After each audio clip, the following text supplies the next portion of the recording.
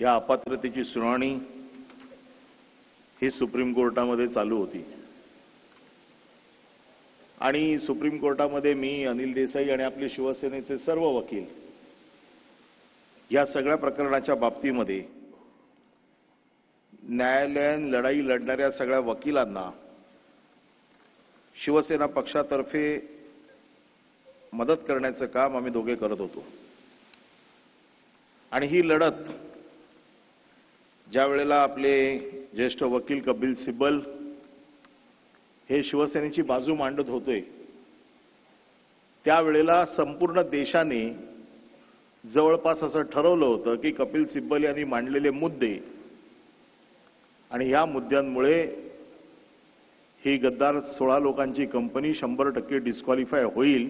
अशा प्रकारचं एक मत हे त्यावेळेला तयार झालं होतं। परंतु सुप्रीम कोर्टाने जो निकाल दिला, देसाई साहेबांनी सुनील प्रभूंच्या वतीने जी काही याचिका दाखल केली होती त्या याचिकेमध्ये जो निकाल दिला तो निकाल देताना आपले जे काही मुद्दे होते ते जवळपास सगळे मुद्दे अधोरेखित करून एक फ्रेम बनवून दिली होती की निकालाची अंमलबजावणी करण्याचा अधिकार हा अध्यक्षांना आहे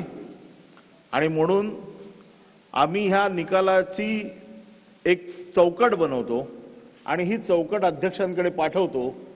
आणि ह्या चौकटीत राहून अध्यक्षांनी आपला निर्णय द्यावा अशा प्रकारची एक चौकट बनवून दिली होती आणि ह्या चौकटीत जे काही मुद्दे दिले होते त्या मुद्द्यांपैकी 2 मुद्दे जे महत्त्वाचे होते त्याच्यामध्ये एक अपात्रतेचा मुद्दा होता आणि अपात्रतेचा मुद्दा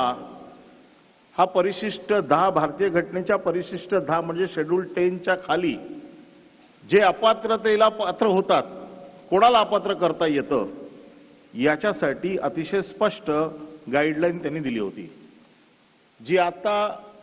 सरोदे साहेबांनी सांगितली की सुप्रीम कोर्टाने काय निकाल दिला होता आणि राहुल नार्वेकरांनी आपण सुप्रीम कोर्टापेक्षा कसे वरचढ आहोत हे त्यांच्या निकालात सिद्ध कसं केलं। आणि हे सगळं करताना इलेक्शन कमिशनच्या समोर आपली जी काही पक्षाच्या चिन्हाची आणि नावाची जी लढाई चालू होती त्याच्यामध्ये जो निर्णय आला साधारण त्याच निर्णयाचं वाचन हे राहुल नार्वेकरांनी केलं। राहुल नार्वेकरांनी हा जो कालचा जो निर्णय दिला या निर्णयामध्ये आपल्याला डिस्क्वालिफाय करताना काय निकष लावले, डिस्क्वालिफाय न करण्यासाठी काय निकष लावले आणि त्यांना डिस्क्वालिफाय न करण्यासाठी काय निकष लावले हे थोडक्यात आता अमित सरोदेनी आपल्याला सांगितलं, असीम सरोदेनी आपल्याला सांगितलं। पण सगळ्यात महत्त्वाचं याच्यामध्ये मी या सगळ्या गोष्टीत न जाता एक निर्णय जो महत्त्वाचा ज्याच्या आधारे शिवसेनेच्या ओरिजिनल शिवसेनेच्या सर्व लोकांना अपात्र न करण्याचा म्हणजे आपल्याला न करण्याचा निर्णय आणि त्यांना अपात्र न करण्याचा निर्णय जो काही घेतला त्याच्यात एक महत्त्वाचा विषय असा घेतला की आम्ही निवडणूक आयोगाला पत्र लिहिलं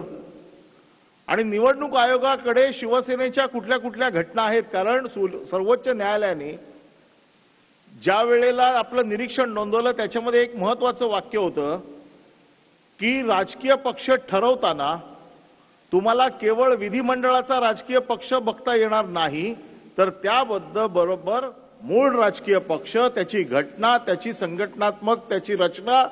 आणि इतर चाचण्या देखील घेणं अतिशय गरजेचं आहे।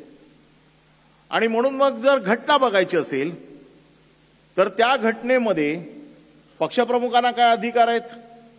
पक्षाच्या नेत्यांना काय अधिकार आहेत, घटनेचं नीट पालन झालेलं आहे की नाही, 5-5 वर्षाने तुमच्या निवडणुका झालेल्या आहेत की नाही,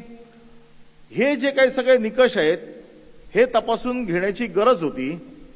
आणि त्यांनी असं सांगितलं की आम्हाला निवडणूक आयोगाने असं सांगितलेलं आहे की 1999च्या नंतर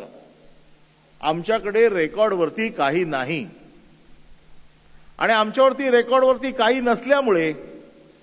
आम्ही असा निर्णय देतो की 1999ची जी घटना आहे ही तुमची शेवटची आहे आणि त्याच्यानंतर आमच्याकडे काही नाही आणि त्या 1999च्या घटनेत सर्वोच्च अधिकार हे शिवसेना प्रमुख बाळासाहेब ठाकरे यांनाच होते. त्याच्यानंतरचे अधिकार कोणाला दिलेल्याची नोंद आमच्याकडे नाही. आणि आता बाळासाहेब नसल्यामुळे आम्हाला विधिमंडळाचा पक्ष हाच मूळ पक्ष आहे असं समजून आपलं चिन्ह पण काढून घेतलं, आपलं नाव पण काढून घेतलं आणि त्याच निर्णयाची पुनरावृत्ती साधारण राहुल नार्वेकरांनी आपल्या निकालात केलेली आहे. आणि म्हणून ज्या वेळेला निवडणूक आयोगाची केस चालू होती त्यावेळेला निवडणूक आयोगाने ज्या ज्या गोष्टी आमच्याकडे मागितल्या होत्या या सगळ्या गोष्टींची पूर्तता आम्ही केलेली आहे.